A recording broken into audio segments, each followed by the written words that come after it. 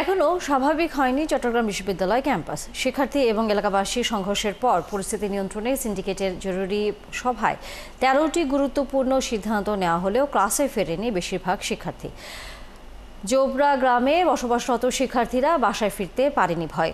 ১৪৪ ধারা উঠিয়ে নেওয়া হয়েছে, তবে স্ট্রাইকিং ফোর্স হিসেবে আর্মি, বিজেপি মোতায়েন আছে। মাহফুজ সুব্রত তথ্যছবিতে বিস্তারিত। রাতে ভাড়া বাসার গেইটে নারী শিক্ষার্থীকে হেনস্থা করা নিয়ে চট্টগ্রাম বিশ্ববিদ্যালয়ের শিক্ষার্থীদের সাথে এলাকাবাসীর সংঘর্ষ হয় শনিবার মধ্যরাতে।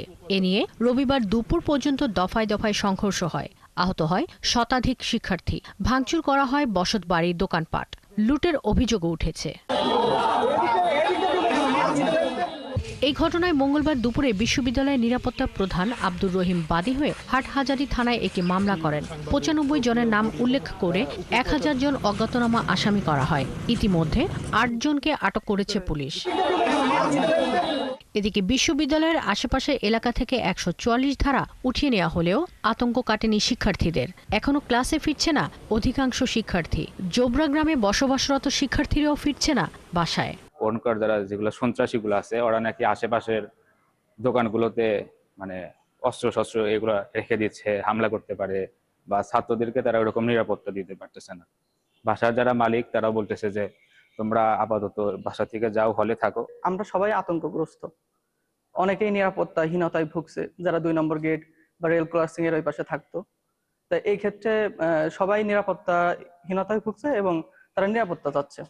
শিক্ষার্থীদের দাবি, আবাসিক বিশ্ববিদ্যালয় গড়ে তুললে আজ তাদের এই দুরবস্থায় পড়তে হতো না। চট্টগ্রাম বিশ্ববিদ্যালয় প্রশাসন যদি আমাদের আহত ভাইদের সঠিক চিকিৎসা দেওয়ার মাধ্যমে এবং যারা আমাদেরকে আহত করেছে তাদেরকে বিচার প্রক্রিয়ার দিন করার মাধ্যমে তাদেরকে যদি গ্রেফতার করা হয়, তাহলে আমাদের চট্টগ্রাম বিশ্ববিদ্যালয় আগের এই যে ফ্লো আছে সেই ফ্লোর মধ্যে আগে চলে আসবে। হ্যাঁ, আমাদের সেশনের কথা বলতে গেলে অনেকে আতঙ্কে আছে। তারা অনেকেই গ্রামের বাড়িতে চলে গেছে। আমার ফ্রেন্ডরা অনেকেই চলে গেছে। তারা এই বিষয়টা নিয়ে খুবই আতঙ্কিত। এ নিয়ে বিশ্ববিদ্যালয়ের সমাজবিজ্ঞান অনুষদের ডিন অধ্যাপক ডক্টর এনায়েতুল্লাহ পাটোয়ারি বলেন, প্রশাসন সংকট উত্তরণের উদ্যোগ নিয়েছে। ক্লাস চালু হচ্ছে। স্বাভাবিকভাবে আমাদের গার্ডিয়ানরা, আমিও একজন গার্ডিয়ান, সেই হিসাবে আমার মনের যে অবস্থা, সেই হিসাবে আমাদের যাদের সন্তান আছে বা শিক্ষার্থী যারা, তাদেরকে তাদের গার্ডিয়ানরা অভিভাবক উদ্বুদ্ধ করছেন না যে ক্লাসে আসতে। তো আজকে আমরা দেখছি একটু নর্মাল হয়েছে এবং শিক্ষার্থীদের একটা অংশ কিন্তু আজকে ক্লাসে আসছে।